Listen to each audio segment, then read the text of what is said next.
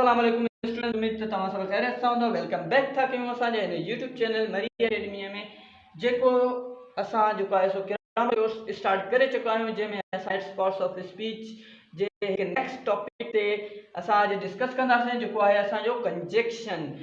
गुज़िश्ता असां 6 video upload करे चुका आहियूं जेके तव्हां ॾिसी था सघो असांजे हिन प्लेलिस्ट खे एक्सेस करे, जेको आहे सो असांजे यूट्यूब ते मौजूदु आहे। यूट्यूब चैनल ते तव्हां उनखे सब्सक्राइब करे बेल आइकन खे प्रेस करे छॾियो, छो जो हर ईंदड़ ग्रामर सां रिलेटेड वीडियो तव्हां वटि पहुचंदो रहे।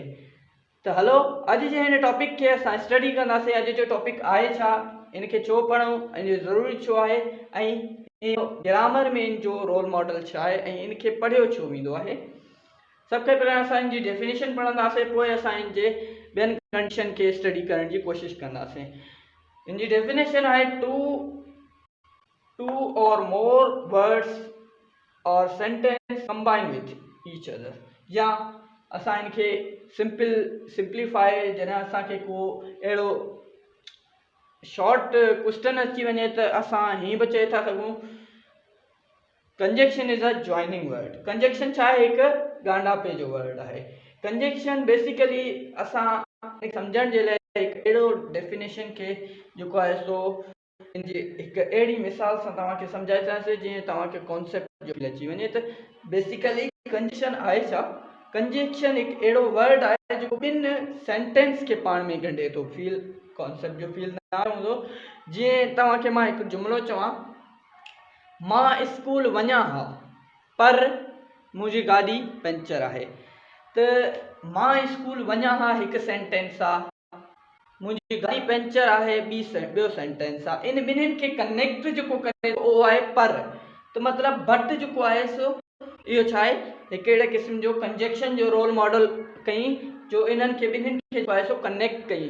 अहिड़ो वर्ड जेको ॿिनि वर्डनि खे कनेक्ट करे त उन्हनि खे छा चयो वेंदो आहे, ॿियनि सेंटेंसनि खे पाण में कनेक्ट करे त उन्हनि खे छा चयो वेंदो आहे, कंजक्शन चयो वेंदो आहे। बेसिकली कंजक्शन हिकु जेको आहे सो इम्पोर्टेंट रोल मॉडल आहे असांजे एट पार्ट्स ऑफ स्पीच में। अमेजिंग बि आहे ऐं इंतिहाई आसान बि आहे। अगरि असां इनखे कॉन्सेप्ट जे फील्ड जे तहत पढ़ूं त इहे कंजक्शन असां वटि एंड और सो इहे आहिनि, ETC आहिनि, तमामु घणा आहिनि। तव्हां एक्सप्लोर कंदो, तव्हां अगरि कमेंट सेक्शन में तव्हां इनजी PDF घुरंदो, तव्हांखे PDF बि अवेलेबल मिली वेंदी।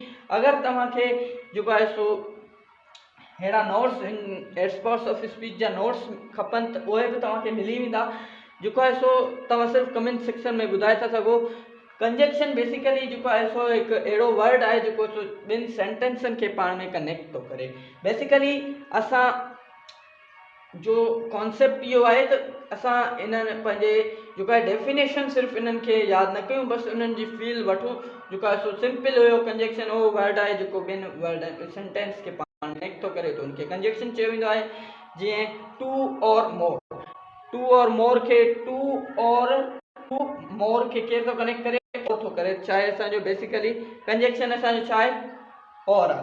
त असां जेको आहे सो अॼोको ई टॉपिक तव्हांखे इंतिहाई असां ईज़ी नमूने सां सेखारे छॾियो आहे। अगरि को डाउट आहे, अगरि को वरी बि डाउट असांखां मिस थी वियो हुजे, तव्हां कमेंट सेक्शन में असां पुछी था सघो, ऐं ॿीहर असां तव्हांखे उहो डाउट क्लियर कंदासीं कमेंट सेक्शन में। ऐं जेको आहे अगरि हीउ वीडियो पसंदि आयो हुजे त वीडियो खे लाइक शेयर कमेंट ज़रूरु करे छॾिजो। मिलंदासीं अॻिले टॉपिक में, जंहिंमें असां कवर कंदासीं ॿिया टॉपिक जेके असांजा एट पार्ट्स ऑफ स्पीच सां रिलेटेड आहिनि। अॼोको जेको आहे टॉपिक इंतिहाई ईज़ी हुयो, जेके असां पढ़ण जी कोशिशि कई।